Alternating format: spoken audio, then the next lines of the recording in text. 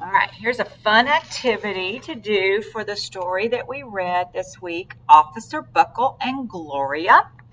You're going to make yourself your own little Officer Buckle hat. So we're going to put your name on it. So right here, I'm going to put Officer Amy. Put my name on here. I'm going to be Officer Amy. Then I'm going to take maybe a crayon and color. Nice and neat. I'm going to make mine blue, just like Officer Buckles was blue. But you can make yours colorful if you want to.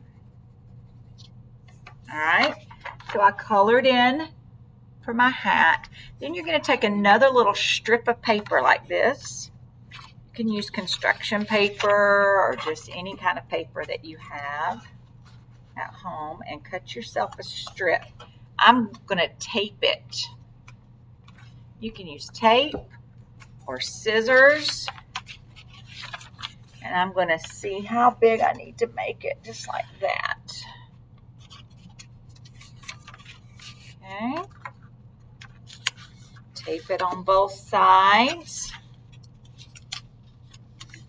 And now I have an Officer Buckle hat, Officer Amy, and I can walk around my house and make sure everyone is following the safety rules at home.